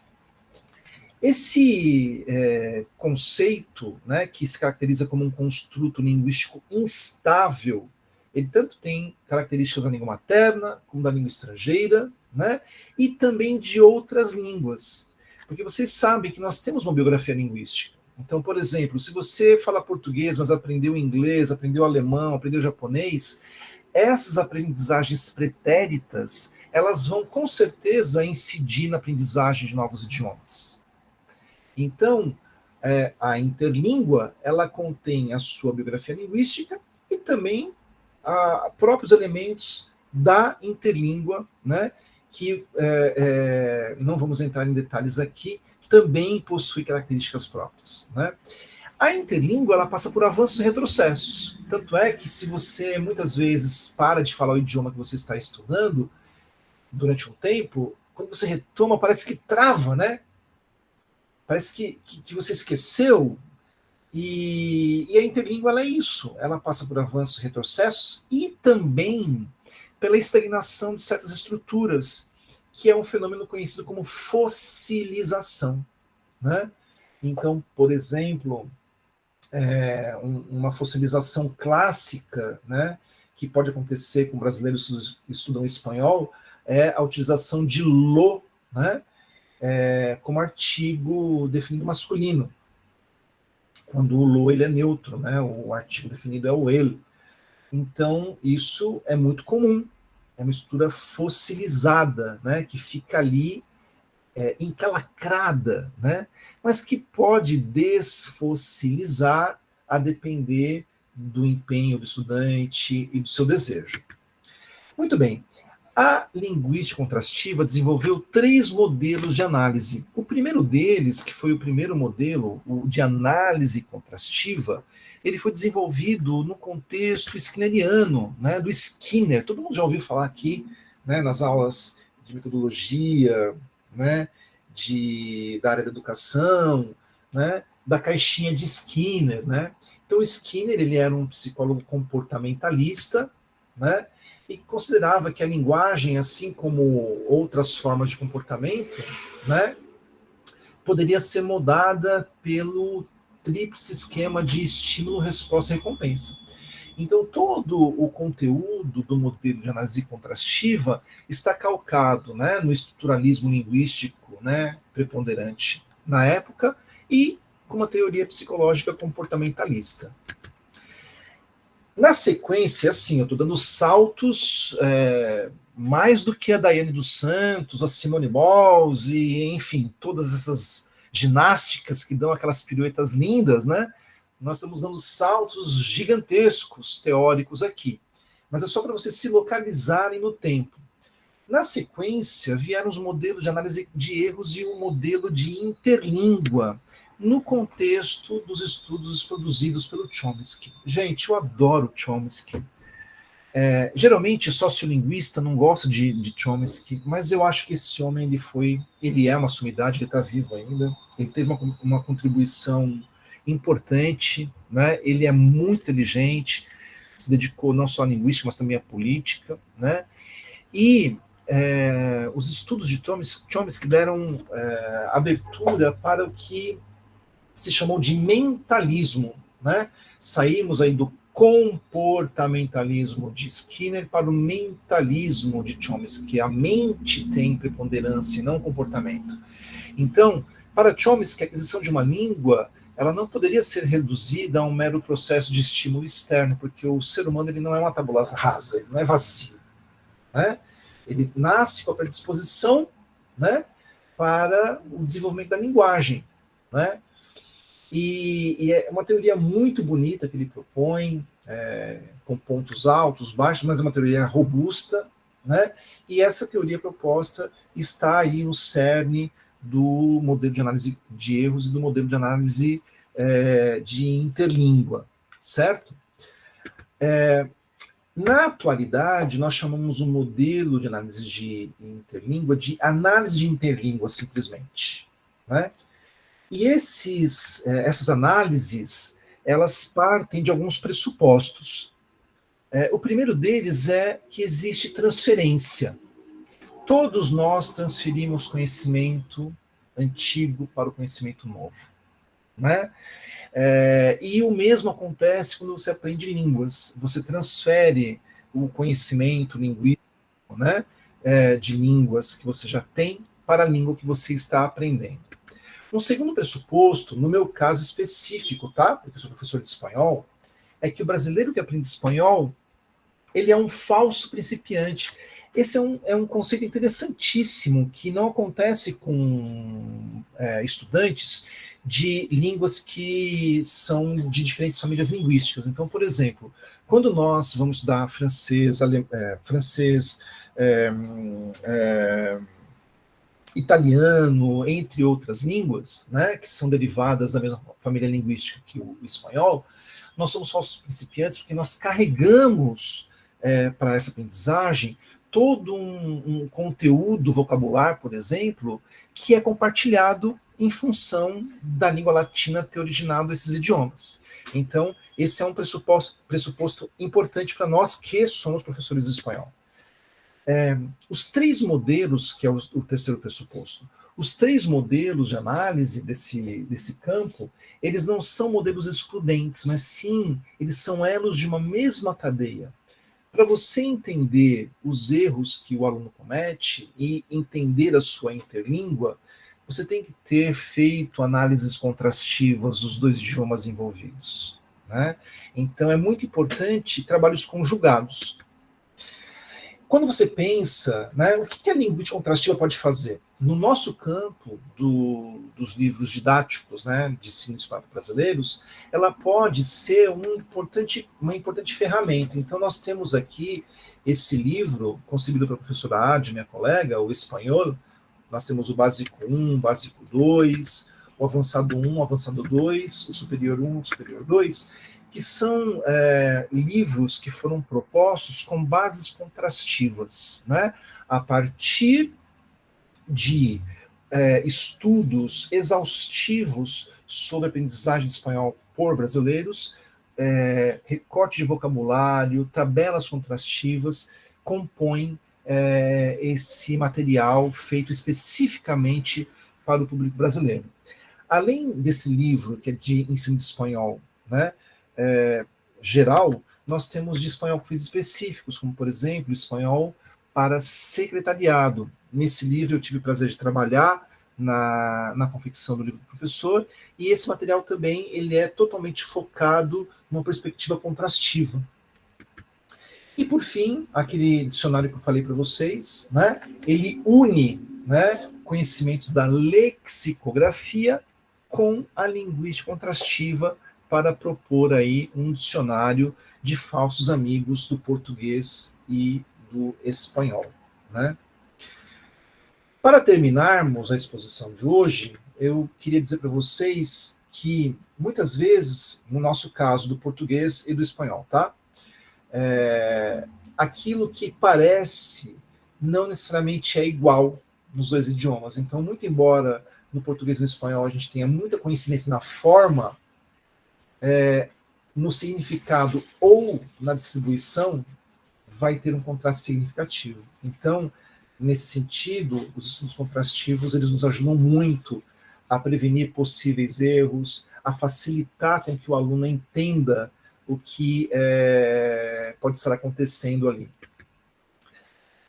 Nós temos uma grande quantidade de estruturas que são fossilizáveis ou fossilizadas, né, justamente em função da proximidade, e o que não significa que não possam existir estruturas fossilizadas com relação a idiomas que não sejam próximos. Então, por exemplo, vejam bem, quando a gente fala, né, do inglês e do português, né, nós temos aqui no português céu azul, né, e nós temos no inglês blue sky, que é uma questão de colocação léxica, né. Pode ser uma estrutura fossilizável em que medida, né? Na medida em que a colocação léxica contrasta nesses dois idiomas. Então, é um fato importante, linguístico, ao qual nós temos que ter atenção. Nós temos, quando verificamos aí os estudos, já estou acabando, uma quantidade significativa de estudos, né, do âmbito do português e do espanhol, dedicados ao âmbito microlinguístico, ou seja, que é a língua como sistema, né? Então, você começa a perceber que nós precisamos fomentar, né, nos contrastivos, os estudos relacionados, né, ao âmbito macrolinguístico, que são os contextos de uso da língua, né, mais contextos culturais envolvidos com a aprendizagem, né.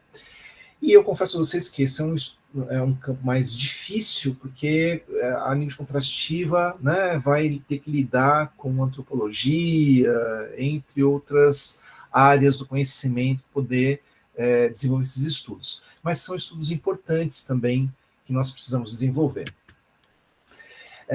E quando você pensa em cultura, né, por que é importante, né, estudar diferenças culturais, né? Vocês sabem que homens e mulheres falam diferentes, e aí eu estou falando de uma concepção binária, e quando você começa a estudar a questão do gênero, né, que tem se desenvolvido muito, a gente vai perceber que a diferença é maior ainda, né, e isso é muito importante que seja assim, né? Quanto mais estudos sobre gêneros tivermos, mais vamos entender a linguagem, né, como forma de expressão, de identidade. O léxico, né, que nós precisamos conhecer para a vida cotidiana e as especificidades das regiões, como a gente viu aí ao falar de catraca, borboleta, redondo, né? os comportamentos sociais, né, expressões formais, o uso do silêncio, né? Por exemplo, no espanhol peninsular, se você ficar esperando a hora de você falar, você provavelmente não vai falar, você tem que roubar o turno de fala, né? Gestos, tabus, tudo isso faz parte, né, dos estudos culturais. Então, para finalizar, né,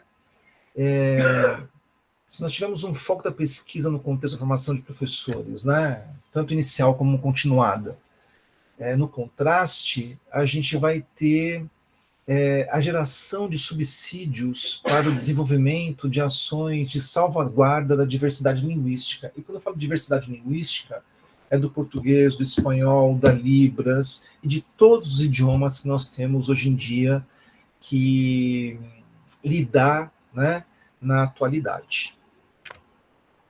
Bom, esses eram os slides sobre linguística contrastiva. Parei o compartilhamento.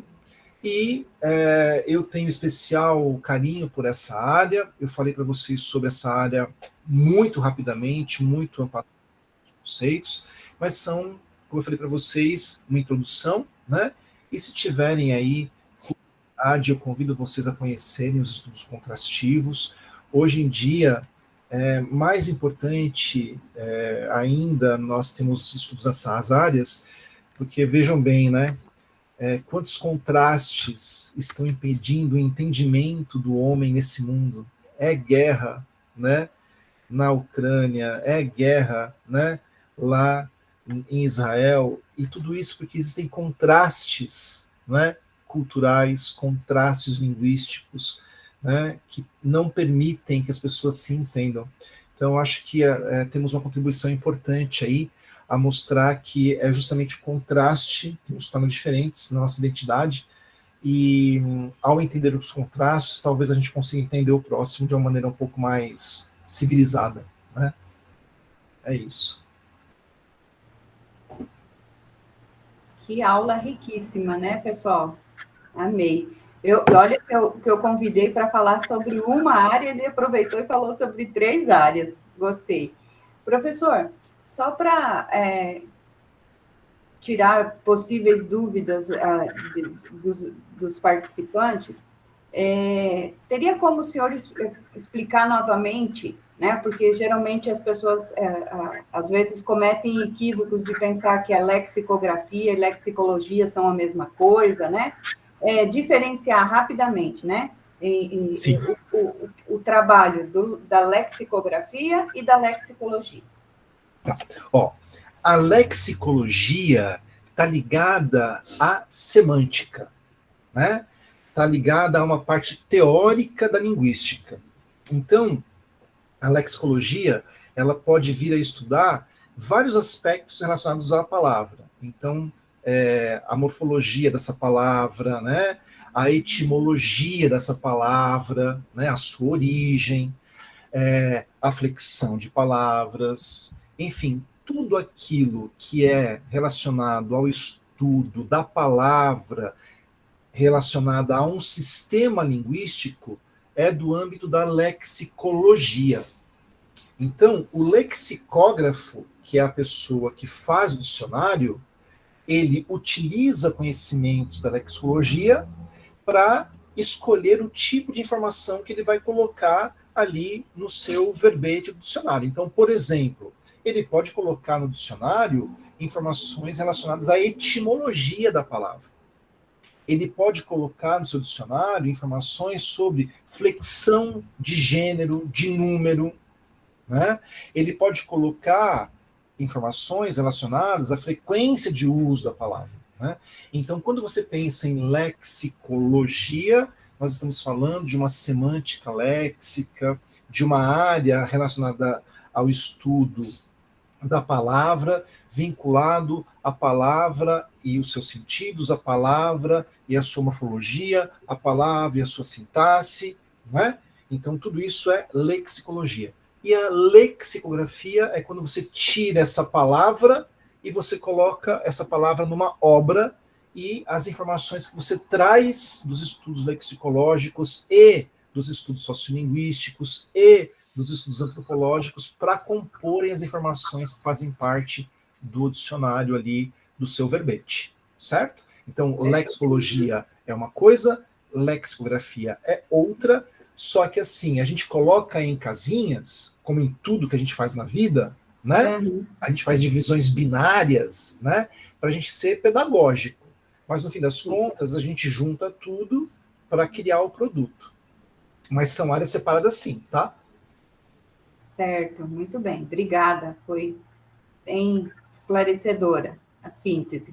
A Kátia está falando que amou a sua aula. Obrigado, Alguém mais tem alguma pergunta, algum comentário a fazer para o professor? Aproveite agora ou cale-se para sempre. Mais alguém? Leandra, aí depois eu mando para você os slides, se você quiser compartilhar com os alunos. Claro, compartilhe Tá. sim, eu mando para o e-mail, porque eles se inscreveram, né? O Joeliton está falando aula show. Nós não temos aqui no nosso curso de graduação e na pós-graduação disciplinas específicas, né, de lexicografia, lexicologia. Por isso que nos outros anos que eu dei a disciplina de teoria linguística, eu também tive dificuldade de encontrar pessoas que pudessem compartilhar. Então, assim, eu estou muito, muito feliz mesmo pelo senhor ter vindo e compartilhar os seus conhecimentos conosco nesta manhã, porque era algo que eu estava inquieta, que eu queria oferecer para os alunos, mas eu não tinha tido ainda uma pessoa a quem convidar. Então, eu quero agradecer mesmo. Antes acho que é o Sérgio que ia falar, né? Sérgio. Do Sérgio falar, só queria comentar com você o seguinte, Leandro, eu também estou muito feliz, e eu acredito que nós, ao criarmos os nossos currículos, assim, é sempre um drama, né? Seja um currículo de graduação, um currículo de pós-graduação, é sempre o drama, o que é que a gente vai colocar, e o que é que a gente vai deixar de fora, né? Mas eu, particularmente, houve um período que nós tínhamos linguística contrastiva aqui no nosso curso de letras português e espanhol. Atualmente nós tiramos porque tinha que colocar outras coisas, né? Mas a gente poderia estudar a linguística contrastiva dentro da linguística aplicada. E também nós nunca tivemos disciplinas relacionadas à lexicografia, porque veja bem, dicionários como ferramenta de aprendizagem é uma disciplina que deveria existir já na graduação e na formação de professores, né? Sim. Então, a gente toma por sentado que todo mundo sabe usar um dicionário, mas não é assim. Nem todo mundo sabe usar um dicionário. Né? Nem todo mundo sabe como ensinar a usar um dicionário. Né? Então, eu acho que esse conhecimento na formação inicial de nós, professores, seria fundamental. Né? Da mesma forma que um olhar contrastivo, porque, assim, existe muito preconceito com relação à língua contrastiva, né? Principalmente daqueles que não conhecem, né? Que acham que a língua contrastiva ficou ali no Skinner, né? E não estudou os avanços. Mas, assim, um olhar contrastivo pressupõe que você entenda que realmente o outro ele é diferente, né? E tá tudo bem ser diferente, e que é assim que funcionam as coisas, né? Porque a gente tende a querer normalizar, a igualar, né? E isso não é possível quando a gente fala de idiomas, né? Então, é um grande desafio desenvolver um olhar contrastivo que traga o respeito pela cultura, pela língua do outro, né? E lembrem-se, no Brasil, a gente é tão acostumado a pensar que só se fala português, que a língua que tem no Brasil é o português, a gente esquece que no Brasil nós temos mais de 250 línguas neste momento. Entre elas o português, que é a língua oficial, mas nós temos inúmeras línguas indígenas que muitas delas não estão escritas, são apenas orais, né? Nós temos a própria Libras, nós temos línguas de herança, línguas de imigração. Então, assim, a gente vive num caldeirão linguístico, né? E a gente aprende e parece que é só o português que tem aqui no Brasil e uma ou outra língua estrangeira, né? Mas, na verdade, quando você vai para lugares como, por exemplo, Foz do Iguaçu, quem já teve a possibilidade de ir para Foz do Iguaçu, aquilo é um caldeirão linguístico. Além do português e do espanhol, a quantidade de etnias que existem ali, de línguas que você ouve, é alguma coisa de tirar o fôlego, né? Então a gente tem que, primeiramente, também desenvolver uma mentalidade mais plurilinguista, menos imperialista, né? De que as línguas convivem e nós temos muitas outras línguas, né? E o que nós fazemos para manter as outras línguas, né? Exatamente, professor. E aqui no nosso programa, no PPG Letras, nós temos esse compromisso, né? Recentemente, por exemplo, uma das nossas alunas fez um trabalho com os povos Kurumai, né? Em que há pouquíssimo, menos de 40 falantes desta língua ainda aqui, né? Então, o trabalho dela registrou isso, né? Da fragilidade dessas línguas, da importância de se registrar antes que elas desapareçam, né? Nós temos tido esse cuidado também. Mais alguém, pessoal? O Sérgio ia fazer uma pergunta, eu acho. O Sérgio? Obrigado. Professor, primeiramente, parabenizo pela excelente aula, pela bela fala, enriquecedora, e todos nós temos lembrados, sinceramente. Eu acho que todos têm essa mesma concepção. Sobre a linguística expressivas, eu não tenho leitura sobre isso. Eu gostaria, se possível, se o senhor pudesse fazer algumas indicações, né, para mim e para todos que estão aqui na sala. Acredito que outros também teriam esse interesse. E quando o professor estava falando, eu estava viajando, nossa, a comunidade de estudo, né, que é o público que eu venho trabalhando há alguns anos, né, alguns 20 anos. Né? E aí, eu fico imaginando, meu Deus, o surdo, ele, nascendo surdo ou nascendo ouvinte, mas enfim, quando ele está no ensino básico, ele tem um professor ouvinte que fala uma língua que é diferente da língua que ele aprende ou tenta aprender, dependendo da qual família ele nasce, né? Uma família que sabe Libras ou uma família que não sabe Libras. E aí esse aluno, ele passa toda a sua vida se defendendo linguisticamente de uma comunidade linguística que naturalmente, não vou falar oprime linguisticamente, que é uma palavra forte, mas que tenha, como que eu posso dizer, e está sobrepondo, né, a língua de sinais. Isso é natural, porque a língua portuguesa ela está em maioria do que falantes de língua de sinais. E aí eu vejo isso na linguística contrastiva que você estava falando, né? Porque, olha só, tão perto de nós, isso, e a gente muitas vezes nem imagina que poderia ser uma pesquisa belíssima, né? Imagina esse aluno surdo numa sala de aula e a gente aplicando o conhecimento que o senhor passou para nós, né? Em breve período de tempo, né? Uma parte da manhã. Então, acho que seria bem interessante a gente fazer essas comentações também sobre a língua expressiva na área da língua de sinais. Eu não li nada sobre isso na língua de sinais. Eu estou lendo sobre a lexicologia na língua de sinais, né? E aí a professora Leandra, ela fez o que eu ia pedir para o senhor, é diferenciar a lexicologia da lexicografia. E quando nós lemos textos sobre a lexicologia, aparece sempre 4 termos: a lexicologia, lexicografia, terminologia e terminografia. Parece que esses textos são sinônimos, mas o professor muito bem explicou que são, vamos dizer que didaticamente é mais fácil nós colocarmos elas, teoricamente, né, a princípio, em caixinhas para a gente poder entender melhor sobre essa ciência, né, sobre essa disciplina. E aí a pergunta, tem como você fazer pesquisas desmembrando a lexicologia da lexicografia, ou elas têm que andar sempre juntas?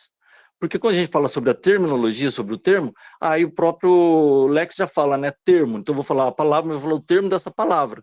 E nas nossas brincadeiras, né, que o senhor falou sobre, brincadeira assim, no bom sentido, sobre a catraca, sobre a rotatória, ela cairia também na terminologia, né, sobre dessas palavras, desses léxicos.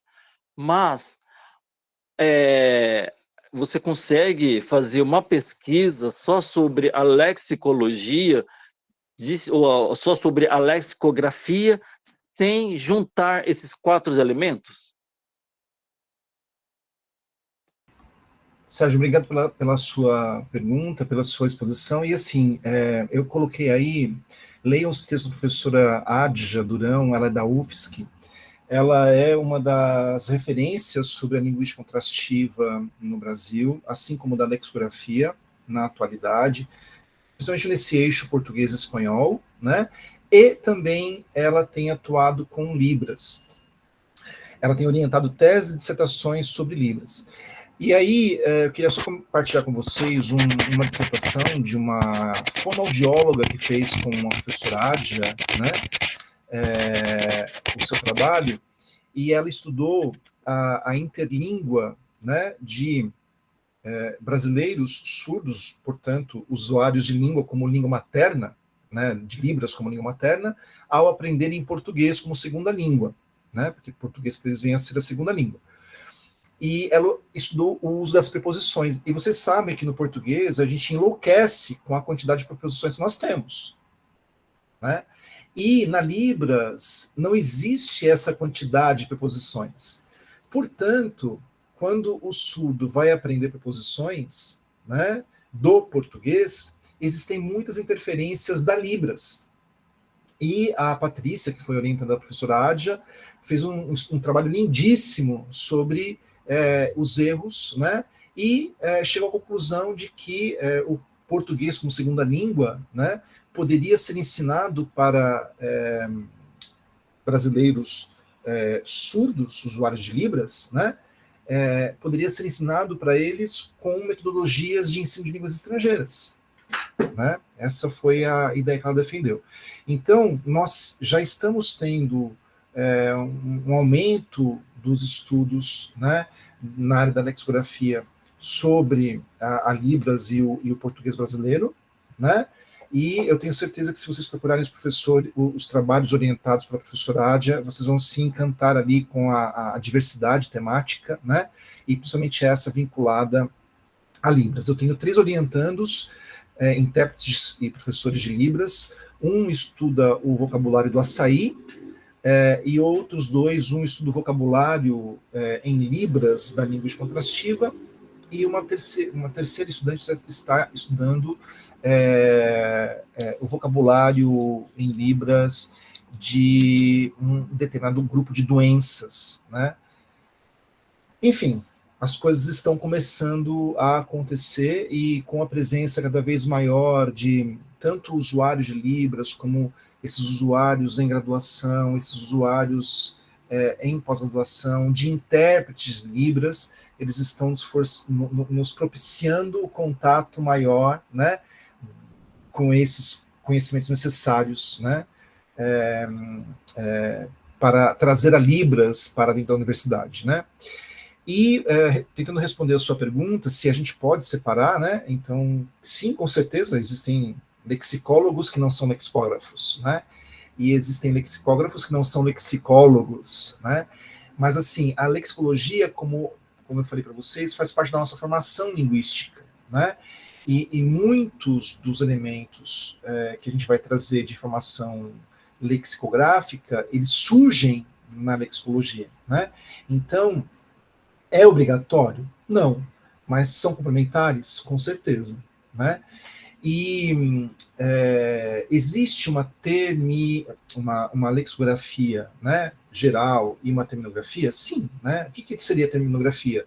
São aqueles lexicógrafos, né, ou terminógrafos voltados especificamente ao trabalho com termos específicos, né, não dicionários de língua geral, né?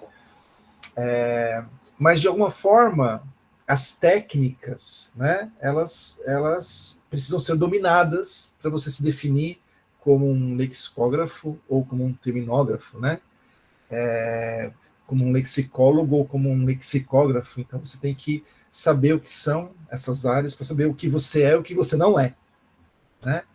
Mas que, com certeza, quanto maior o conhecimento que você tem, né, dessas áreas, seguramente o produto... E se há pessoas na sua equipe, né, para fazer o dicionário, que, vejam bem, eu posso propor um dicionário, fazer um plano, mas se eu não tiver na minha equipe uma pessoa que entenda de informática, não vai adiantar nada se eu quiser fazer um dicionário online, por exemplo, né? Eu tenho que ter profissionais, né? Então, assim, o escopo da nossa atuação vai depender muito dos colaboradores que nós temos à nossa disposição na nossa equipe, né? Porque realmente fazer um dicionário, como vocês vão ver lá no filme, né? Se você tiver a possibilidade, é uma tarefa que demanda não só inteligência, mas uma logística, dinheiro, né? E tudo isso aí utilizado de maneira teoricamente sustentável, né? Ótimo, professor, muito obrigado. Muito obrigado mesmo pela explicação.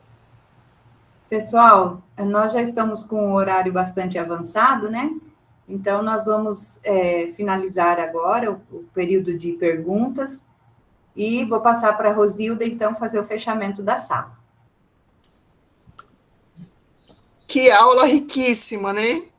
Professor Otávio, sempre é um prazer recebê-lo, receber professores de fora, é um prazer recebê-lo aqui conosco. Se tiver a oportunidade de vir conhecer Sinop, né, a Unimat, o campus de Sinop, é muito bem-vindo. Tá? Agradecer, é sempre ter uma honra mesmo, e agradecer por ter compartilhado essa vasta experiência do senhor, e muito obrigada. Obrigada, Rosilda. Obrigada a todos que permaneceram conosco nesta manhã. Lembrando, então, que precisam, acho que todos na sala já devem ter preenchido o formulário, né, de presença, e nós vamos concluir, então, esta atividade no período matutino, e voltaremos às 13h30 no horário de Mato Grosso. Professor Otávio, mais uma vez, muito obrigada, tá, pela disponibilidade de ficar conosco aí nesse período da manhã. Foi um prazer ouvir. Foi um prazer, muito obrigado, Leandra, e a todos que me ouviram, meu obrigado, um abraço fraterno, sorte nas suas carreiras, precisamos de sempre bons professores, né, pessoas dedicadas, e eu fico muito feliz de vocês estarem aí, né, nesse bom caminho. Então, sejam felizes, além de tudo, sejam felizes, e, Leandra, obrigado pela oportunidade mais uma vez, viu? Um grande abraço a todos. Tchau, tchau. Tchau.